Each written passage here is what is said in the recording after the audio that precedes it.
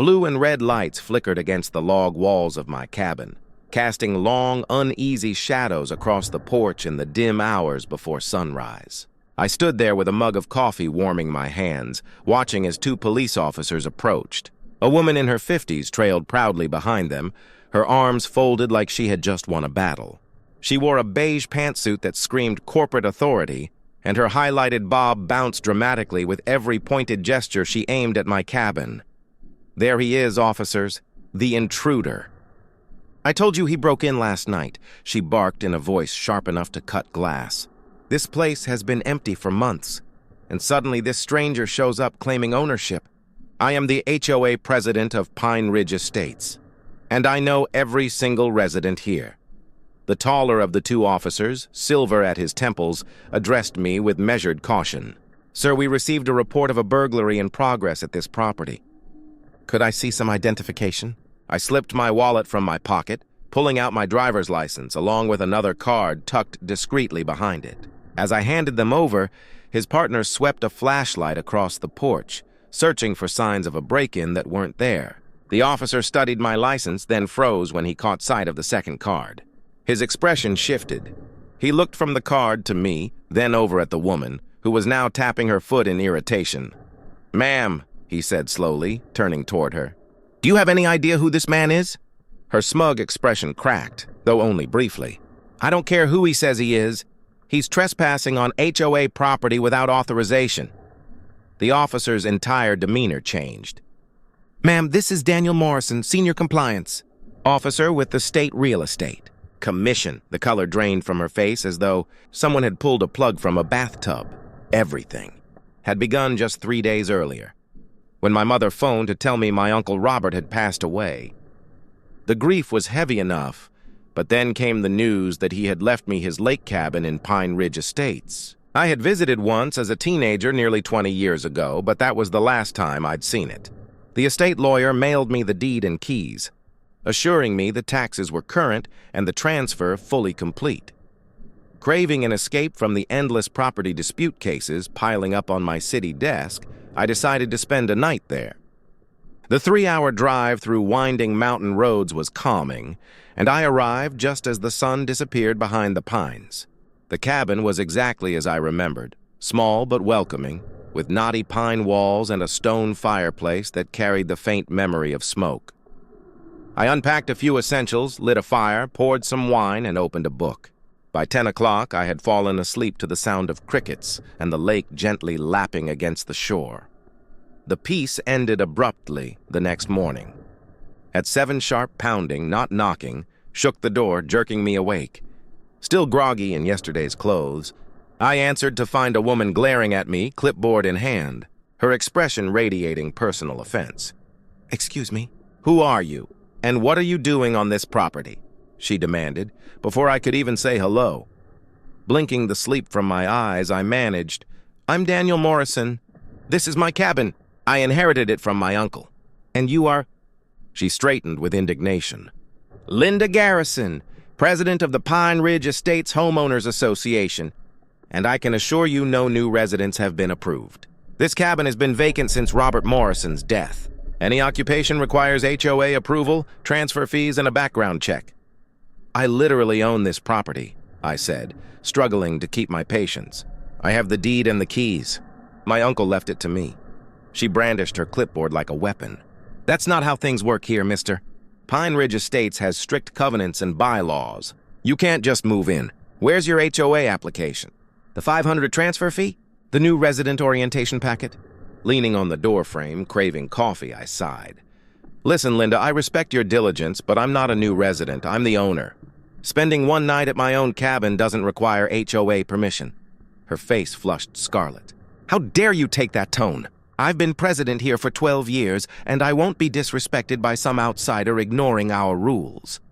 "I'm not ignoring anything," I replied evenly. "I'm exercising my property rights. Now, if you'll excuse me, I need coffee." As I tried to shut the door, she wedged her foot in the gap. "This isn't over." "You'll hear from our attorney, and if you're still here tonight, I'll call the police for trespassing." With that threat, she stormed off down the gravel driveway. Shaking my head, I made a note to review Pine Ridge HOA bylaws. In my line of work, I'd seen overzealous board members before, but Linda Garrison was in a class all her own. The rest of the day passed pleasantly. I cleaned through some of Robert's old belongings, paddled a kayak across the lake, and even met a few kind neighbors who offered condolences and welcomed me warmly. Not one mentioned needing HOA approval, though several rolled their eyes when I described my morning visitor. "Oh, you met Linda," said Tom from 2 cabins over. "She once tried to fine me for the shade of brown on my deck stain. I had to drag out the HOA's approved color list and the actual paint can before she'd drop it." That evening, I grilled burgers, ate on the deck, and watched the sunset turn the lake orange and violet. Just as I settled in for another quiet night, headlights appeared up the drive. 2 sets, police cars, which brought me back to the moment on the porch, coffee mug still in hand, while Linda's triumphant smirk collapsed as the officers recognized my name and title. The lead officer returned my ID and faced her squarely. "Ma'am, could you explain exactly what crime you believe has occurred here?" Linda stammered before finding her voice again. "He's trespassing. This property requires HOA approval for occupancy, and he doesn't have it." The officer spoke slowly, as though explaining something to a child. "But he owns the property. You can't trespass on your own land. The HOA has rules," she snapped, her pitch rising. "He hasn't paid fees or submitted paperwork, or those are civil matters," the second officer cut in sharply. "Not criminal. You called 911 to report a burglary in progress. That's a serious accusation." I finally decided it was time to speak up. "Officers, I can provide the deed and estate paperwork if that will clear things up. Everything is properly filed with the county, and all taxes are paid." "That won't be necessary, Mr. Morrison," the lead officer replied. "We know who you are. My captain actually attended your seminar on property law compliance last spring." He turned to Linda. "Ma'am, are you aware that filing a false police report is a criminal offense?" Linda's mouth opened and closed like a goldfish gasping for air. "I didn't file a false report.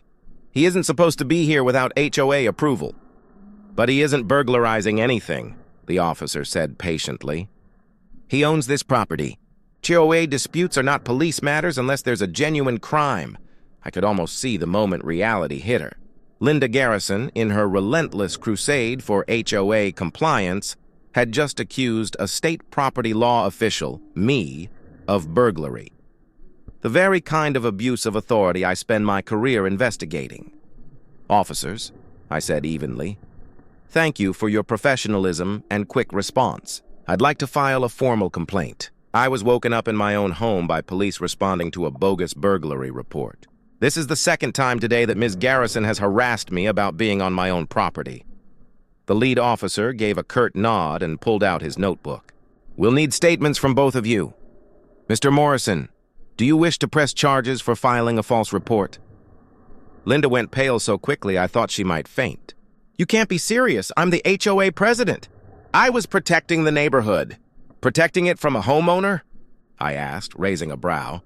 The next hour was spent giving statements while Linda grew more frantic with each passing minute. She called her husband, someone she described as our HOA attorney, and at least 3 board members. Each call sounded more desperate as she realized the hole she'd dug for herself. When the officers finished, the lead officer handed me his card. "If you need anything for your complaint, let us know. We take false reports very seriously, especially when they're used as harassment." He gave Linda a sharp look. "Ma'am, I strongly recommend you study actual property law before dialing 911 again." After they left, Linda stood in my driveway looking much smaller than she had earlier that morning. "You won't really file a complaint, will you?" she asked, her voice stripped of authority. "I was only doing my job." "Your job," I said firmly, "is to manage legitimate HOA business, not harass homeowners or misuse emergency services. I'll be reviewing your bylaws in detail. I suggest you do the same." The complaint was filed the next morning before I drove back to the city, but that was only the beginning. Back at my office, I pulled the Pine Ridge Estates file, and what I found was eye-opening. Years of complaints about overreach, questionable fines, and improperly noticed meetings. Linda's presidency had left a trail of violations. I scheduled a formal audit for the following month.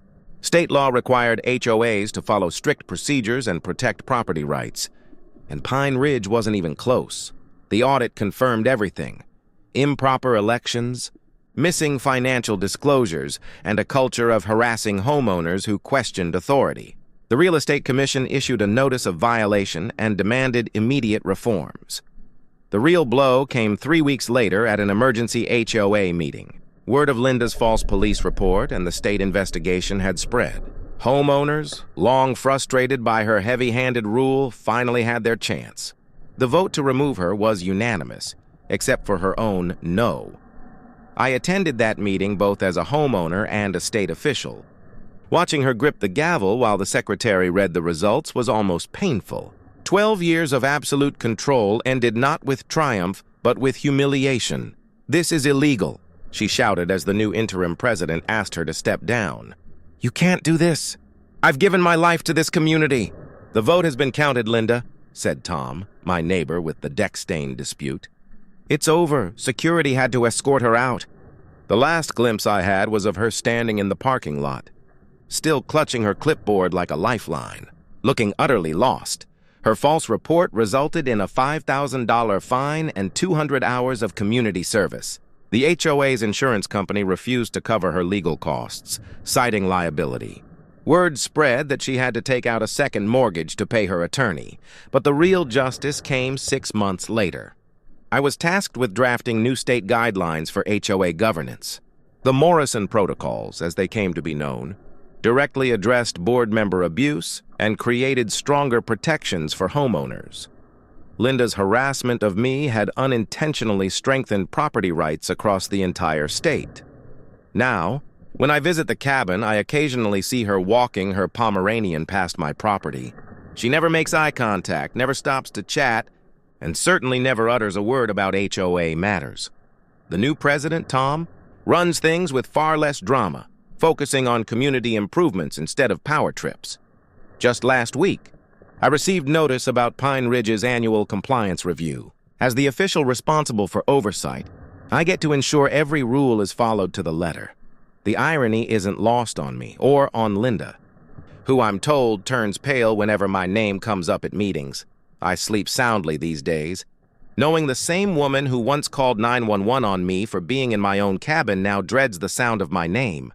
The $5,000 fine hurt her finances, but the look on her face when she realizes I'll be overseeing her former kingdom indefinitely, that's priceless.